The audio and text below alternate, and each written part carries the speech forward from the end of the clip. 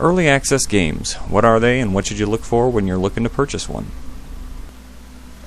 Defining early access games is a bit of a challenge right now, as the term early access really encompasses a lot of different things when you look at the Steam page. They could be anything from a very, very early alpha with almost no gameplay to speak of in the game, all the way on up to nearly completed games that are looking to bug test and finish up some of the final content.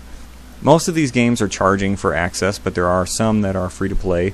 The reason for the proliferation of this business model is quite simply it's an easy way for indie developers to generate revenue in order to finish the game.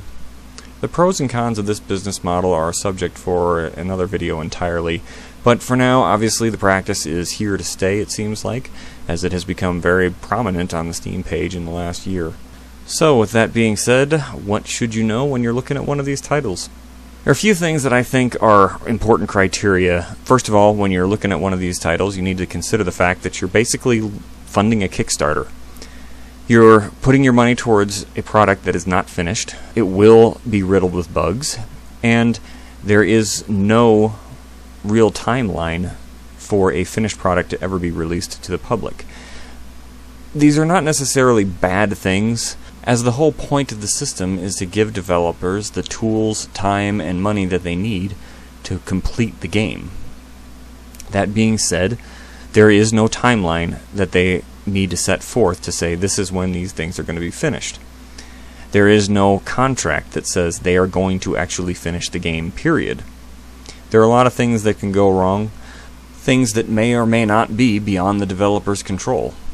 All that to say, there's no guarantee that the game is ever going to be finished, or that you'll ever have a product that you can call a finished game. That doesn't mean that you shouldn't buy any of these games.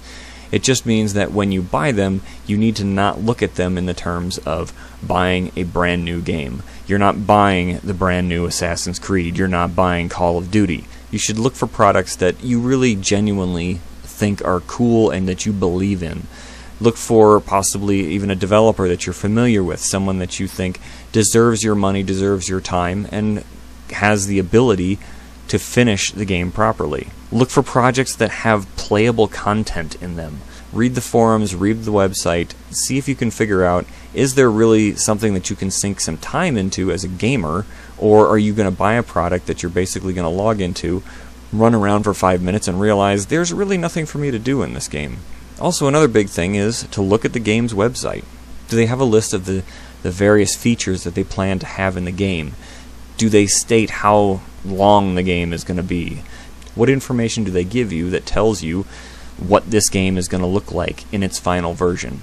If you don't have that, if you have a developer that does not have a clear vision on what their project is going to look like, most likely you're going to have a developer that's never going to finish it. Also, check the forums for active participation from the developers, or at the very least look for active content additions to the game, something on a semi-regular basis at least. Without that, you never know what you're going to get. You could buy some incomplete product that will never get updated again. I realize that the internet is filled with trolls, and that a lot of times developers can run into an issue where they just hide from their public in the forums. They don't respond because they don't want to have to deal with the crap that comes with trolling. Honestly, that's not an excuse. Even if they don't respond to any of the posts, there should at least be update posts that talk about what is currently in development, what stage are they in development in the game. If there aren't any posts like this or any inclination that there is current development on the game, then there's no reason for you to put your money towards it, because that tells you they're not really invested in the game. You have no idea what they're doing.